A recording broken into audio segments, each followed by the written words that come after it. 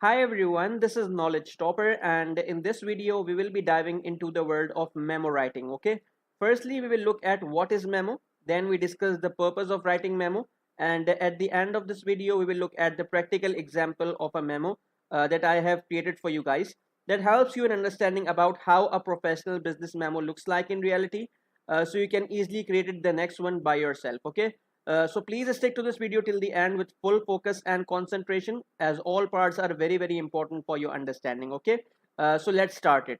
First of all, if we discuss a basic understanding of a memo, so basically a memo, that is also known as memorandum, it is an essential tool that is used within an organization and professional settings to convey information, making requests, and providing updates. Okay, if we discuss the purpose of a memo, you must need to understand these 3 points. Okay, basically a memo serve as internal communication tool within an organization, meaning that it is used as a communication tool to transfer information within an organization. Always remember that. Okay, then they convey information concisely and efficiently.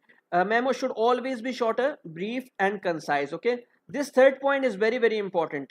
Basically, the common purpose of memo for which it is used is like, whether there's an announcement in the company, or an employee wants to request something, or memo can also use to send reminders, like for example, an assistant manager writes a meeting reminder memo to a manager. Okay, or it can be used to send updates as well within the organization. Okay, now if we discuss an example, so this is an example of a memo. Okay, where let's suppose that you are a manager in XYZ company, and you write a memo to your supervisor and requesting him to provide an additional office supplies. Okay, so the key components of a memo is first of all heading. Okay, where the word memorandum or memo is written at the top.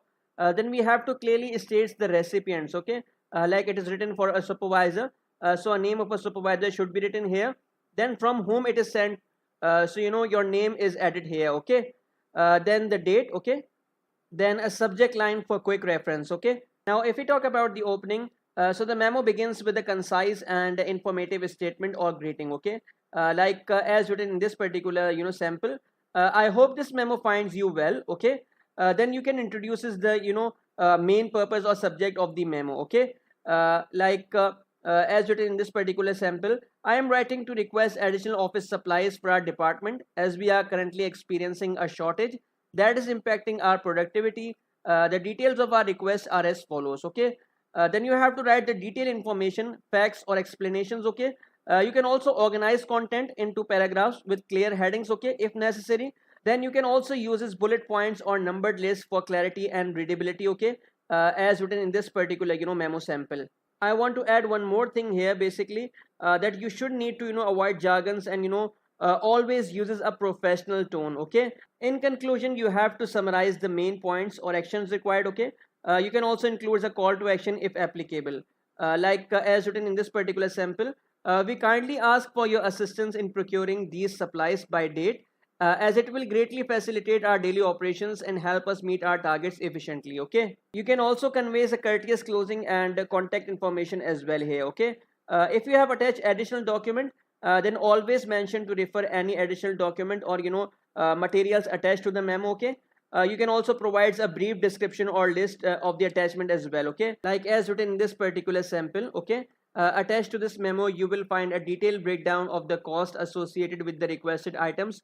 We believe this investment is necessary. Okay, so after you have write down a memo, always check for grammar, punctuation, and spelling errors, and always ensure that the memo is well structured and easy for the reader. Okay, so that is all about memo or memorandum. I hope you like today's video. If you like this video, thumbs up. Do appreciate our hard work in creating this particular video and sample for you by subscribing our channel Knowledge Topper, as well as like our Facebook page, and do join our Facebook group as well, where you will find a lot of good material, not just related to these topics, but from many other career oriented videos as well.